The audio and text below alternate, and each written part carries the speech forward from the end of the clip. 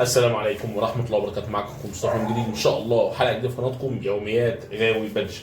النهاردة مشكلة بتقابلنا كلنا، ومشكلة بتبقى صعبة، وفي بعض الأحيان للأسف بيبقى السبب في إن إحنا بنفقد فروخ وإحنا في أشد الحاجة ليها. وإن شاء الله بإذن الله الطريقة والفكرة بتاعتنا النهاردة عشان بفضل الله تتفادى المشكلة، وإن شاء الله ما تحصلكش أي مشاكل مع الفروخ، خصوصا الفروخ اللي هي لسه طالعه من البيضه، او زي ما بيقولوا كده في لغه الهواة فكه، لسه فكه من الحصى.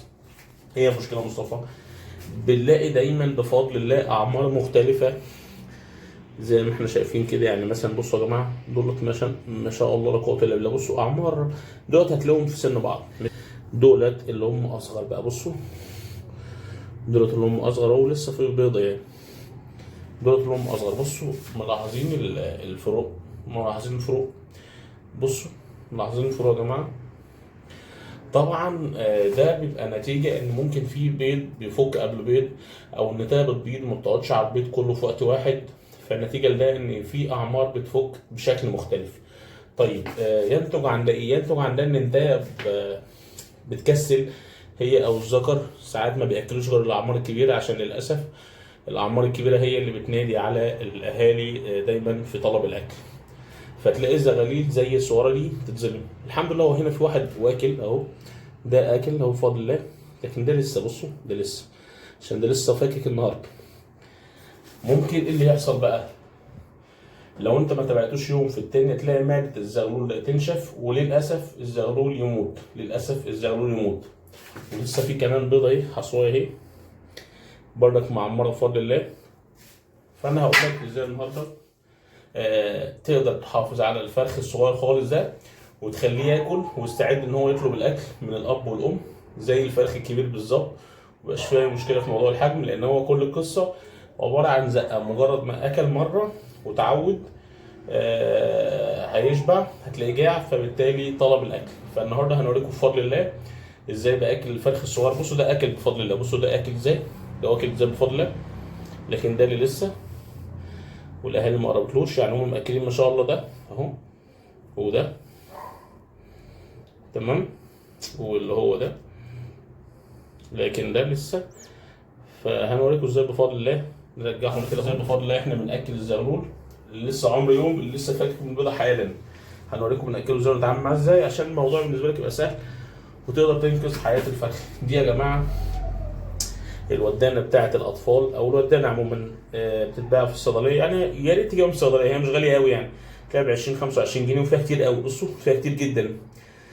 هتلاقي في الاسواق بتتباع على رصيف، هي مكتوبه سبحان الله مكتوب عليها ايه، 25 25. فدي مليانه كتير جدا. هتلاقي مثلا بتتباع ب 10، فيها اقل مش عارف ايه. يعني برضك انت مش هتبقى واثق من المصدر بتاعها، مثلا محطوطه جه فيها تراب، لكن دي بتبقى ملزوقه وجايه، بتبقى من صيدليه كويسه يعني، دي ملزوقه وانا اللي فاك الاستيكر لازق ده، فما نستخسرش في التور بتاعتنا، حاجات بسيطه. طيب هنعمل ايه بالودانه دي؟ هنستخدم الجزء اللي فيه القطن ده، هنستعمله للتأكيل اليدوي. هنستخدم الجزء اللي فيه القطن ده ونستعمله للتأكيل اليدوي. طب هنوريكم ازاي دلوقتي. هنعمل فكرة ان انا التأكيل اليدوي بتاعنا اهو. بصوا مش محتاج العصافير زود، مش محتاج اقل. بس التأكيل ده عبارة عن ايه؟ عبارة عن ان احنا اللي احنا اتكلمنا فيها قبل كده، سيريلاك، بلاتش باك، بقسماط مطحون، وهكذا. ارجع للفيديوهات لو عايز تعرف التأكيل اليدوي ومكونات التأكيل اليدوي. بصوا عملت حاجة بسيطة قوي. بصوا بعمل ايه بقى؟ باجي بالودانه، بصوا يا دوب بس اعوص الودانه كده، بصوا اعوص الودانه بس كده اهو، شايفين شمال ويمين، بصوا اهي شمال ويمين. بصوا اروح اللي جايب الزغلول بقى، نوريكم هنتعامل معاه ازاي. بفضل الله الموضوع سهل سلس جدا ازاي. بصوا يا جماعه اهو الزغلول مش واكل طبعا زي ما انتم شايفين، والمعده ما فيهاش اي حاجه. هاجي على جنب بقه، اعمل له كده اهو، اعمل له كده على جنب بقه، هيبتدي يستوعب ان في اكل بيتقدم له، وبالتالي هتلاقي الزغلول ما شاء الله بيستجيب معاك. بصوا طبعا الموضوع ممكن يكون صعب في الاول، لكن هوريكم ازاي معدته تبقى فاضيه خالص زي كده، وهنوريكم ازاي هناكله حالا بفضل الله. بصوا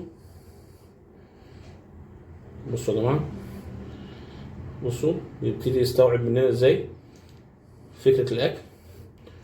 بصوا يا جماعه بيبتدي يستوعب ازاي فكره الاكل مننا. بالراحه كده من جنب بقه، امشي بس الايه واعوزها اكل اهو، واجي على الفرخ.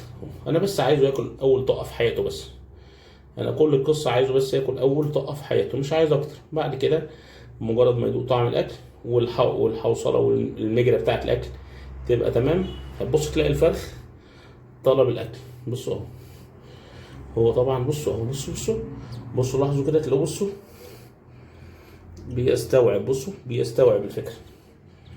نعمل كده اهو، نعمل بس كده نعوصها عشان نوصل له الفكره بتاعت الاكل اهو. اهو طبعا ده لسه فاكك حالا يا جماعه، يعني بفضل الله اصلا اهالي بفضل الله هتاكله، بس احنا بس ايه بنحاول نوريكم الفكره. بصوا بيستجيب ازاي، بصوا بيستجيب ازاي. طبعا مسكتك تبقى حنينه على الفرخ وما تتعاملش بعصبيه، والموضوع يبقى بسلاسه. بصوا اهو، واحده واحده كده اهو. بصوا لا قوه الا بالله. هتشوفوا الحوصله ايه اللي حصل لها دلوقتي. انا كده كده بفضل الله عارف ان هم الاهالي اكلوه لانهم فاكك دلوقتي، فهو لسه. بصوا انا بس عايز احط له اول لقمه في حياته. بصوا لاحظوا بقى كده يا جماعه المعده، بصوا لاحظوا المعده، بصوا المكان، بصوا اتملى ازاي اهو. بصوا انا بس اعوصها تاني كده، هي الموضوع عايز بس شويه صبر منك وتأني في الموضوع. طبعا الفكره دي احنا نقترحها لمين؟ لان الناس يكون عندها زغاليل لسه بتفك والاهالي مش عايزه تاكل. بصوا احنا بس بنديله كده الدفعه، عايز يدوق بس طعم. بصوا ماسك دماغه بحنيه قوي. بصوا اهي، بصوا المجرى بتاع الاكل ابتدى يتحرك ازاي. الموضوع سهل يا جماعه وبسيط، بس احنا ايه نتعامل معاه بحرص شويه. بصوا طيب انا هوريكم بس المعده، الفرق بتاع المعده بتاعت الزغلول بقت عامله زي القوه الا بالله. بصوا كاميرا مبكسله بس. بصوا يا جماعه ناكله كمان واحده اهي عشان نوريكم بفضل الله الزغلول فرق ازاي عن ما في اول الفيديو. اهو اهو اهو هوريكم المعده دلوقتي وازاي اتملت بفضل الله، والموضوع سهل والامر بسيط قوي. بس ده عشان اي حد من اخواتنا وحبايبنا اللي هو يكون لسه عنده زغلول فاكك وهو حاسس ان هو عمره صغير والاهالي مش سائله فيه. انت مجرد ما هتديله الدفعه البسيطه المعنويه دي هيطلب الاكل من الاهالي ويبقى زي الفل.